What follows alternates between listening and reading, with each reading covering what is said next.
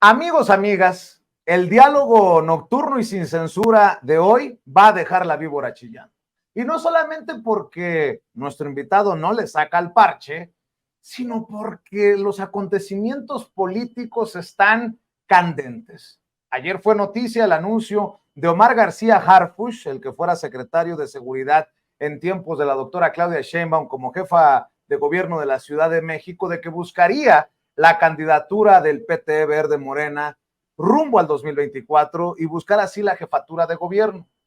Ayer mismo, Cuauhtémoc Blanco, el todavía gobernador de Morelos, que buscaba, según él, desde hace semanas, la posibilidad de esa candidatura, también se baja después, dijo en redes sociales, de conversar con Mario Delgado, el presidente nacional de Morena. Por cierto, Mario Delgado también ya levantó la mano para buscar la jefatura de gobierno de la Ciudad de México. Bueno, pues en estos estudios sin censura, alguien que no le saca el parche, lo dije, y que levanta la mano también desde su trinchera para buscar esa posibilidad de convertirse en jefe de gobierno de la Ciudad de México. Es el maestro Ricardo Peralta, en algún momento también subsecretario de Gobernación, y te agradezco, Ricardo, gracias, que nos acompañes. Gracias, querido Vicente, muchas gracias. Contento de estar aquí en tu programa porque además tiene una audiencia tremenda, la ha tenido, lo has venido construyendo a partir de muchos años, no solamente de la Cuarta Transformación, porque tú tienes una trayectoria más allá de tiempos de gobierno, y precisamente estamos escribiendo esta nueva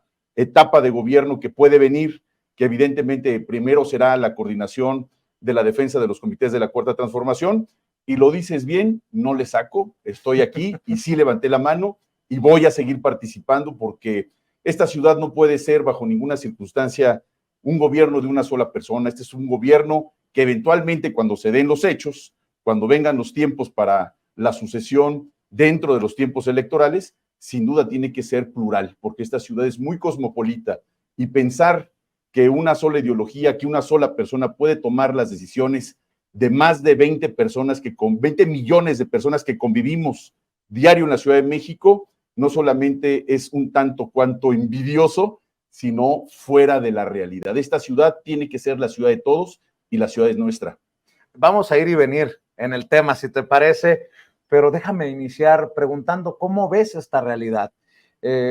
Has sido actor, has sido protagonista, y entre jaloneos, pues ahí va la 4T avanzando con una oposición que dice haber ganado terreno en la Ciudad de México en el pasado proceso, pero que pues no pinta. Pareciera que como en la grande, como ya se definió el 6 de septiembre con la coordinadora de la defensa de la Cuarta Transformación, quien sea definido como coordinador de la defensa de la Cuarta Transformación en la Ciudad de México, se irán definiendo también los que con muchas probabilidades resultarán ganadores en el 2024, Ricardo. ¿Cómo ves todo?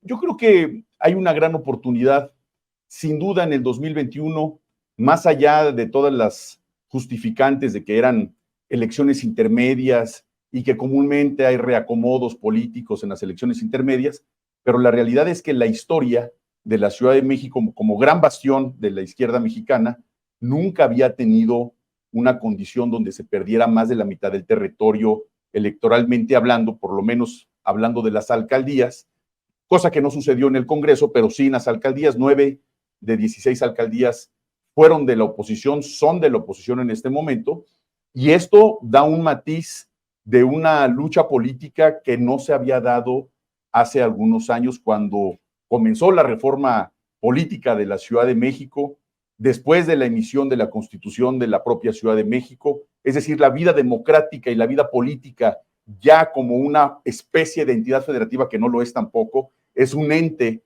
precisamente la Ciudad de México, que no está contemplada ni en la Constitución Federal como entidad federativa, por eso me refiero así de ella, y también con un entorno social, un entorno político muy complejo.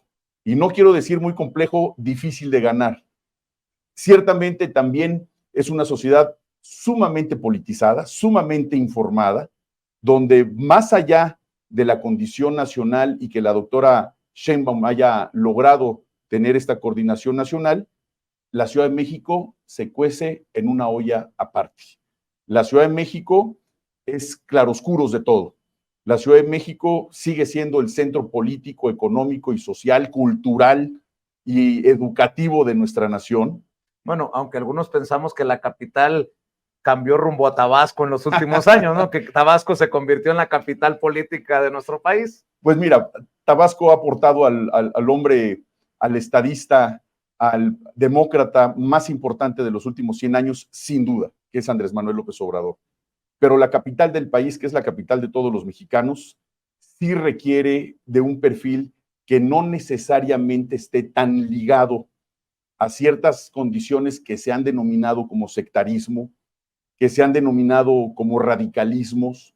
Tenemos que ser radicalmente humanistas, tenemos que ser radicalmente equitativos, tenemos que ser radicalmente enfocados a seguir defendiendo las causas más nobles del país, pero no radicalismos ideológicos. Yo creo que la Ciudad de México, siendo, como te decía en un principio, tan plural y tan llena de distintas formas de actuar y de pensar y de hacer, con la gran migración nacional que hemos tenido en estas ciudades de los años 60, todos nosotros que somos nacidos aquí en la Ciudad de México, nuestros padres son del interior. Mi padre era guerrerense, mi madre era veracruzana.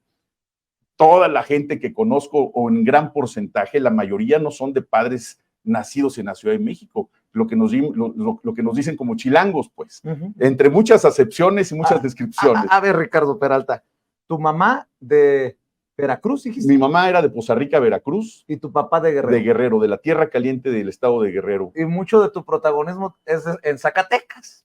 Bueno, en Zacatecas me hicieron el honor, el licenciado Dan Augusto López Hernández, todavía como secretario de Gobernación, y todavía con una condición donde estaba por definirse muchos de los requisitos que a ellos sí les tocó renunciar, me hizo el favor de invitarme para irme como delegado político a Zacatecas.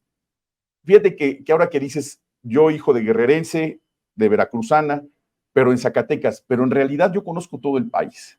En las experiencias laborales que he tenido en los últimos años, el primer trienio tal cual, 5 meses en la Administración General de Aduanas, y el resto del tiempo, 2 años y medio como subsecretario de Gobierno de la Secretaría de Gobernación, que después se desaparece por la Ley de Austeridad Republicana, que bueno, ese es otro tema.